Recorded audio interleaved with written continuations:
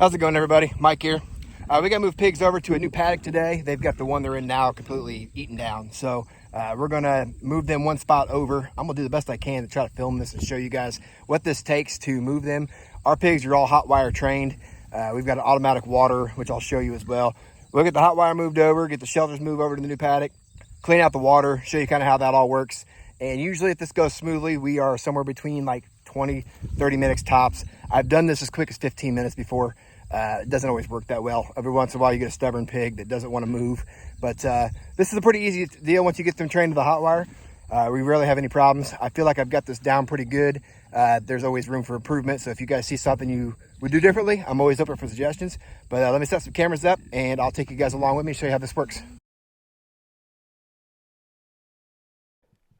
So the routine that we've kind of worked out is the kids are there mainly to just try to keep the pigs entertained and keep them all together in a group. Most of the time they'll follow them, but not every time.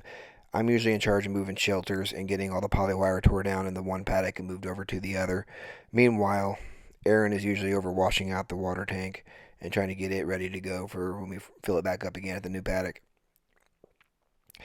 At this point in time, you can see the pigs are kind of moving around. They're going from Aaron to the kids to the shelter. It's not always that way that most of the time. Sometimes they'll crowd over and they're ready to get in the new paddock. So as soon as I move this poly wire here in just a second, you'll see that most of them come over and then 3 of them go rogue and go off the other direction. I don't usually worry about that too much. They usually come back pretty easy. We can guide them over. At this point in time, we just grabbed a couple of the stepping stakes that were extra left over from the last paddock, and we walked these pigs back over to the paddock. You can see it was pretty easy to get them over there. And then I finished going back and putting the poly wire in. And then the weeds here, some people will actually mow this down. That's a good idea. I'm lazy, so I just step them down. It does ground out a little bit, but I've actually not had any issues with that this far, so it works pretty well for us. Now I'm just going around the perimeter of the fence, adding the second row of poly wire. I like to use 2 just for peace of mind. You could probably get away with 1, but I've just always been afraid that they will step over. And in fact, I've actually had pigs get out 2 times this summer. It's pretty easy to get them back in, so I don't worry about it too much. But this does help. So that move all in all took about 20 minutes. 13 pigs moved over. Here's our paddock.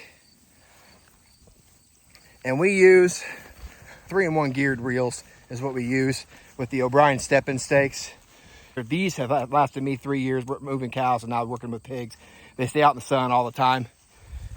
And then my geared reel is right there. So you kind of saw how I reeled it all up, then I roll it back out again, basically. I'm sure there's a better method of doing that part of it. Here's your shelters. We got those all moved over. And then our water, you probably saw my wife, she was rinsing that out. We keep a sprayer out here with a quick connect on it just for that reason. They get this trough extremely muddy. And the other thing I noticed, you probably noticed as well, this trough, by the way, cleans out really well. It just rinses right out. But something I still need to figure out and fix. I think we're gonna have to put some kind of, I don't know, like a plastic poly board, or I don't want to put OBS or like plywood out here because you know with water it's just going to deteriorate real fast. But they create a mud hole right in front of that water trough, and I don't like that, so I still got to figure that part out. If you got any suggestions, give me a shout. Let me know what you think, what a good way to fix that is, or maybe something you tried. Something else I wanted to show you too. When we do this hot wire on these T-posts, we keep 2 T-posts in and reuse those for the next paddock move. So we only have to set 2 T-posts each time. But on these T-posts, I came across these. This is a supplier, I believe they're out of Indiana actually, so they're local to us. These are called Lockjawz. I bought them off of Amazon. I believe they come in a pack of 25. These are the coolest thing I've come across so far when it comes to moving with movable fence. If you need to set a corner, you set these things on there, they'll click on like, I don't know, 8 different ways or something like that. And you wrap your wire around, as you can see. So all you gotta do is just snap them on, snap them off, move them where you need them to be. You can leave these T-posts set work on these ends like I just did. I'll leave a link to my Amazon affiliate store for those Lockjawz if you guys are interested, along with these step-in posts if I can find them.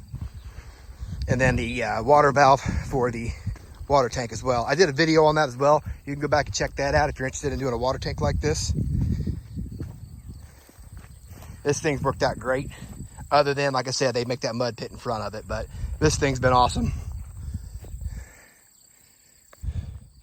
I let them beat this up pretty good. This was like 14 days.